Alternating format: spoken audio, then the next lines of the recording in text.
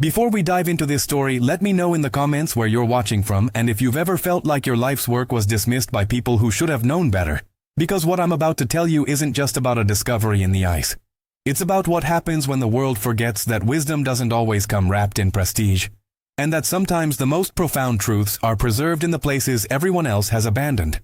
In January 2024, a small Australian research team stood before the weathered door of Cape Denison Station, a structure so forgotten by time that most modern maps don't even register its existence. The wind howled across the ice at 200 kilometers per hour, the same merciless Antarctic gale that had greeted explorers over a century before. Inside those frozen walls was something that would shatter the arrogance of an entire scientific establishment, rewrite what we thought we knew about early polar exploration, and prove that one woman's lifetime of ridicule had been, all along, the protection of an impossible truth. But nobody, absolutely nobody, expected that truth to still be developing in the darkness, waiting with the patience of ice itself. This is the story of Dr. Margaret Chen, and the day she opened Sir Douglas Mawson's sealed 1912 Darkroom. Margaret Chen was 73 years old when she finally stood before that darkroom door, and if you'd asked anyone in the Australian Antarctic division about her, you would have heard the same whispered phrases repeated with barely concealed condescension. Obsessive. Living in the past.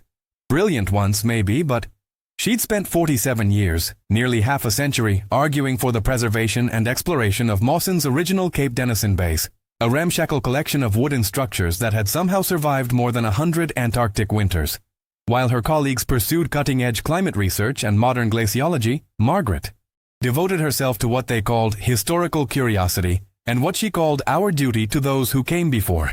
What they didn't know, what nobody bothered to learn because they were too busy dismissing her as a relic herself, was that Margaret's grandfather had been one of the support crew who'd helped provision Mawson's ship before that fateful 1911 departure. As a child, she'd heard stories that haunted her.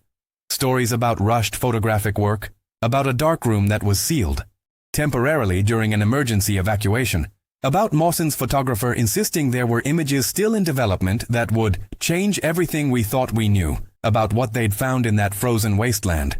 But when the expedition members returned to civilization, scattered by war and tragedy, those specific details had been lost to time. Everyone assumed if there had been undeveloped photographs, they'd been destroyed by the brutal conditions decades ago. Everyone except Margaret. She'd built her early career as a photochemistry specialist, becoming one of Australia's foremost experts in historical photographic preservation.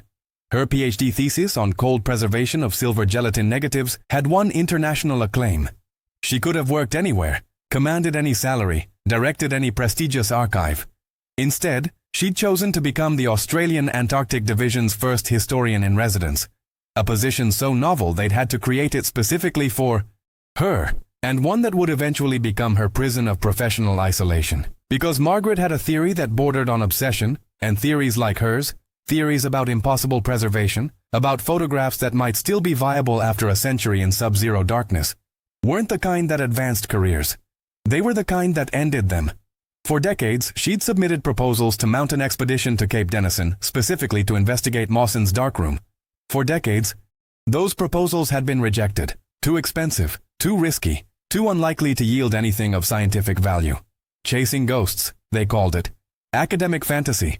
The criticism grew sharper as Margaret grew older, as younger scientists with modern priorities and contemporary concerns looked at this elderly woman fixated on century-old photographs and saw not dedication but delusion. The final rejection, the one that came just 18 months before our story begins, had included a particularly cruel line in the review committee's assessment. Dr. Chen's continued insistence on the viability of this project suggests a concerning inability to distinguish between sentimental attachment and scientific merit. That rejection might have ended everything, except for two things. First, Margaret had quietly spent 3 decades building a relationship with private donors, Antarctic enthusiasts, and historical preservation societies, brick by brick constructing an alternative funding network that operated entirely outside official channels. And second, she'd trained 6 graduate students over her career, who'd gone on to significant positions in polar research, young scientists who remembered that the elderly woman everyone mocked had been the only professor who'd truly seen their potential when others had dismissed them. When Margaret finally called in every favor, leveraged every relationship, and announced she was mounting a private expedition to Cape Denison with Or without official blessing, those 6 former students stood with her. The Australian Antarctic Division, embarrassed by the public attention and unable to stop a privately funded venture that had secured all necessary permits through other channels, reluctantly assigned an official safety monitor to the expedition, a bureaucratic fig leaf that fooled nobody. That monitor was Dr. James Hartwick, and he arrived at the staging point in Hobart with an attitude that radiated contempt like heat from a furnace. 42 years old, ambitious, impeccably credentialed with a glaciology background from Cambridge, Hartwick represented everything about modern Antarctic science that had marginalized Margaret. He made his position clear in the first team meeting with brutal efficiency. Let's be honest about what this is. This is a retirement vanity project dressed up as research. We're babysitting an old woman's fantasy about magic photographs that survived a century in one of the harshest environments on Earth. There are no viable negatives in that darkroom. There is no darkroom. It's probably just a collapsed shed with some broken equipment. We're going to spend 3 weeks in hell so Dr. Chen can finally accept reality and retire with some dignity, and I'm here to make sure nobody gets killed in the process. Margaret had sat through this assessment with the same quiet composure she'd maintained through decades of dismissal. Her weathered hands folded on the table. Her dark eyes, unreadable behind wire-rimmed glasses. When Hartwick finished, she'd simply said, "Then I suppose we should get started, shouldn't we?" But the rest of the team, the 6 former students and a handful of other researchers who joined for their own reasons, had seen something in that moment that Hartwick missed. They'd seen the absolute certainty of someone who'd spent half a century preparing for a singular purpose, someone who knew something the rest of them didn't, someone who was willing to stake her entire legacy on a truth that sounded impossible. The journey to Cape Denison took 9 days by ice-breaking vessel, and Hartwick used every moment to undermine the expedition's purpose with casual, devastating effectiveness. At dinner in the ship's mess, he'd regale other passengers with theatrical retellings of the great photograph hunt, complete with dramatic pauses and barely suppressed laughter. We're searching for images that are still developing, after 112 years. Because apparently Dr. Chen believes chemistry stops when it gets cold enough. The other passengers would laugh, and Margaret would continue eating her meal as if she hadn't heard, though everyone could see the tightness around her eyes, the way her hands trembled almost imperceptibly when she lifted her cup. When a journalist aboard the vessel asked Hartwick on camera about the expedition's significance, he'd smiled with practiced charm and said, "Look, I have enormous respect for Dr. Chen's contributions to historical preservation. But this expedition is essentially a very expensive farewell tour. We're humoring someone who's given her life to Antarctica by letting her chase one last dream before reality intervenes. Sometimes the kindest thing science can do is let people down gently." But Hartwick wasn't the only antagonist Margaret faced. Back in Australia, the Antarctic Division's new director, Dr. Samantha Reeves Carlisle, had been making her own position devastatingly clear through a series of carefully worded press releases and interviews. Reeves Carlisle represented a new generation of Antarctic leadership, media-savvy and politically astute, focused on climate research and international partnerships rather than what she called nostalgic historical ventures. When asked about Margaret's expedition, she'd offered what sounded like support but carried the sharp edge of condescension. "Dr. Chen has been a valued member of our community for many years, and we respect her passion for Antarctic history. However, it's important to note that this is a privately funded endeavor that doesn't represent the division's research priorities. We've allocated our resources to forward-looking climate science that will help address the planetary crisis we're facing, not backward-looking expeditions that, however well-intentioned, are ultimately about satisfying personal curiosity rather than serving humanity's urgent needs." The implication was clear. While the world burned, Margaret Chen was indulging in an expensive historical scavenger hunt. Even among Margaret's own team, doubt began to creep in like Antarctic cold. As the icebreaker pushed through increasingly hostile waters, as the team reviewed the expedition's logistics and confronted the harsh reality of Cape Denison's environment, conversations began to happen in hushed tones when Margaret wasn't present. Was this really worth the risk? What if Hartwick was right? What if there was nothing there? Or worse, what if the darkroom had collapsed and the attempt to access it injured someone?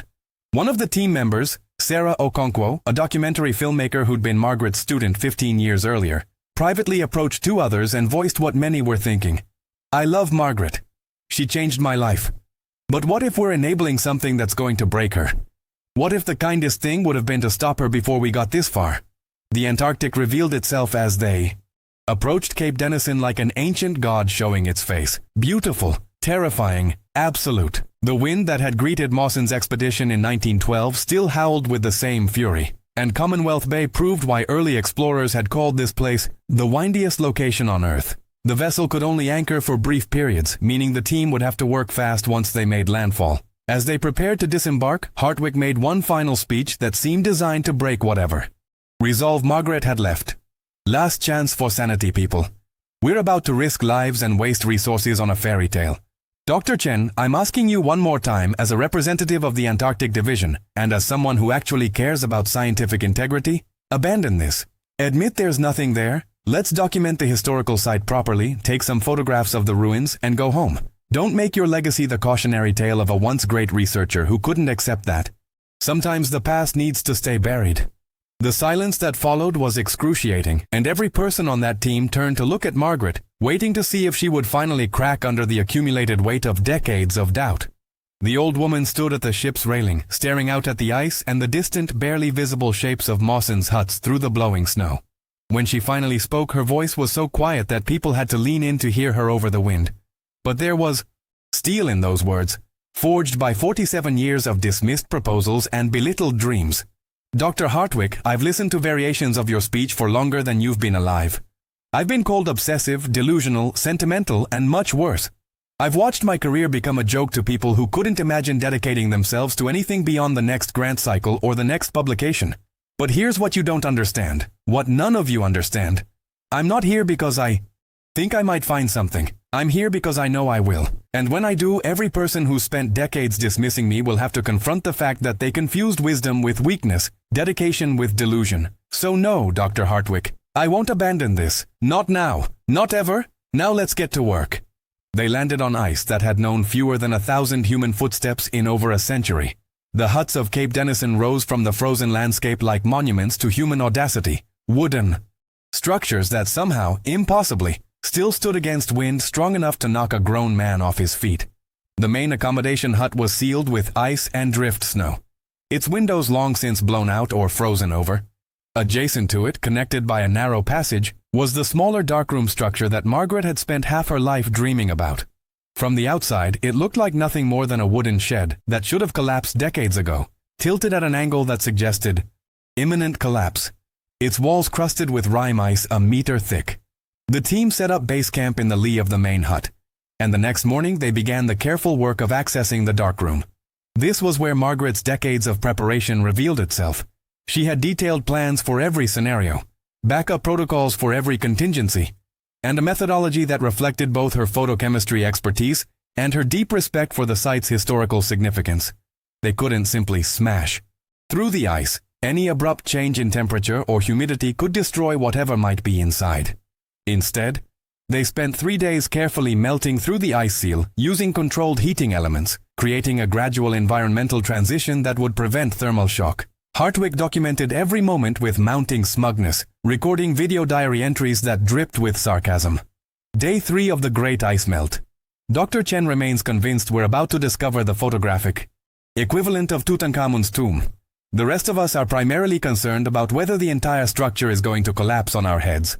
But hey, at least the documentary will have dramatic footage for the inevitable moment of disappointing reality. What he didn't record, what he refused to acknowledge, were the small discoveries that kept emerging as they worked. Tools arranged with care, equipment that had been deliberately prepared for long-term storage, and most tellingly, a handwritten log entry scratched into the wooden doorframe. Darkroom sealed by order Frank Hurley, 1912. 400 plates in development. Do not open before verification of chemical stability. This matters. Remember us. On the 4th day, they finally breached the inner door, and the darkroom exhaled its century-long breath into the modern world. The team entered in controlled shifts, maintaining temperature protocols, and what they found stopped every skeptical word in every cynical throat. The darkroom was intact. Not just standing, but preserved with shocking completeness. Development trays still in position, chemical bottles lined up on shelves, equipment arranged as if the photographer had just stepped out for a moment and would return any second. And there, hanging from lines strung across the ceiling like frozen laundry, were rows upon rows of photographic plates, each carefully tagged with dates and subject descriptions in faded pencil. 417 plates in total. Margaret counted them 3 times to be certain. Still suspended in the development process that had been interrupted in 1912, preserved by the unique combination of sub-zero temperature, sealed environment, and the darkroom's remarkable insulation. "It's impossible," someone whispered, and the words seemed to hang in the frozen air like a challenge to reality itself. But there they were. Undeniable. Impossible. Real. Margaret stood in the center of that dark room with tears streaming down her weathered face, and for the first time in decades, she allowed herself to feel the vindication she'd been denied for so long. But she didn't gloat. She didn't turn to Hartwick or the others and demand apologies. Instead, she got to work, because this was what she'd trained for, what she'd prepared for, what she'd dedicated her entire life to this moment. The team established a temporary processing lab in the main hut, and over the next week, Margaret led them through the painstaking process of completing the development that had begun more than a century before. This was where her expertise became undeniable even to Hartwick. She knew exactly how to adjust for the chemical changes that had occurred during the long freeze, how to compensate for age-related degradation, how to complete the process without destroying these impossibly fragile artifacts. Each plate that emerged was a miracle, but they were also something more. They were evidence that Margaret had been right about everything. The images that resolved into visibility were stunning. Crystal-clear photographs that captured the early Antarctic expedition with unprecedented detail. There were portraits of expedition members whose faces had been lost to history, images of the ship Aurora locked in ice with a clarity that modern historians had never seen, landscape photographs that revealed details about early 20th century Antarctic conditions that had implications for current climate research. But it was the final batch of plates, the ones that had been marked urgent, private, Mawson eyes only, that delivered the revelations that would change everything.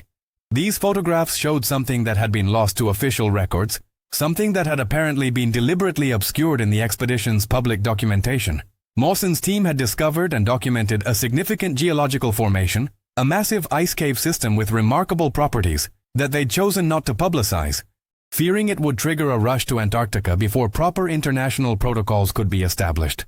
The photographs showed detailed surveys, measurements, and most importantly, evidence that early explorers had understood climate vulnerability in ways that history had forgotten. There were handwritten notes visible in some images, scientific observations that predated modern glaciology by decades but demonstrated sophisticated understanding of ice dynamics and climate systems. But there was more.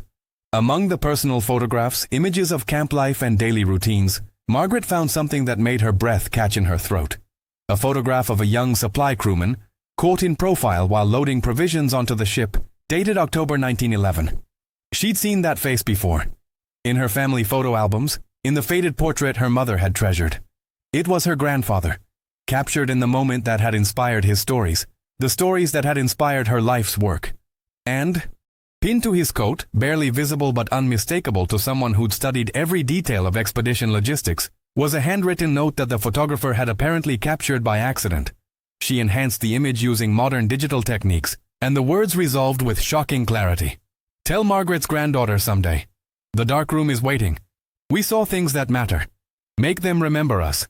Margaret's hands shook as she held that image, as she confronted the reality that her grandfather had somehow known, had somehow arranged for a message across time, had trusted that someday, someone in his family would care enough to look for this. The obsession she'd been mocked for hadn't been obsession at all. It had been a promise kept across 4 generations. When she emerged from the processing lab with these final images, the team gathered in stunned silence as she explained what they were seeing, what it meant, what it proved about early Antarctic exploration, and about the dedication of people who'd understood that some truths need protection until the world is ready to hear them. Hartwick stood at the back of the group, his face cycled through every shade of red and white as he processed what was unfolding. This wasn't just a successful expedition. It was a complete vindication of everything he'd mocked, everything he'd dismissed, everything he'd used to build his own reputation as a hard-nosed realist. But Margaret wasn't finished. She turned to face Hartwick directly, and when she spoke there was no anger in her voice, no triumph, just quiet certainty. "Dr. Hartwick, you asked me in Hobart why this mattered, why anyone should care about old photographs and historical preservation when we have urgent modern problems to solve. Let me show you." She projected one of the newly developed images onto the lab wall, a landscape photograph showing ice formations with annotated measurements visible in the foreground. This photograph documents Antarctic ice thickness in 1912 at a location where we have modern comparative data. The difference between what they recorded and what exists today provides us with a century-long data point that fills a critical gap in our climate models. Those models you use in your glaciology research. They just got significantly more accurate because a photographer in 1912 cared enough to document what he was seeing, even knowing he might not live to see anyone appreciate it. But beyond the science, Margaret continued, her voice growing stronger, these photographs prove something that you and Dr. Reeves Carlisle and every person who's dismissed this expedition needs to understand. The past isn't a distraction from the future. It's the foundation we build the future on. These men and women who came to Antarctica a century ago weren't primitive or ignorant. They were sophisticated researchers who understood things we've had to relearn the hard way. They made careful records knowing that future generations would need them, even when there was no guarantee anyone would ever see their work. They honored the truth even when it was difficult, even when it was dangerous, even when they knew they'd never be famous for it. And they trusted that someday someone would care enough to look for what they'd preserved. That's not nostalgia, Dr. Hartwig. That's civilization. That's the human spirit at its best. And that's what you called a fairy tale. The silence in that frozen hut was absolute, broken only by the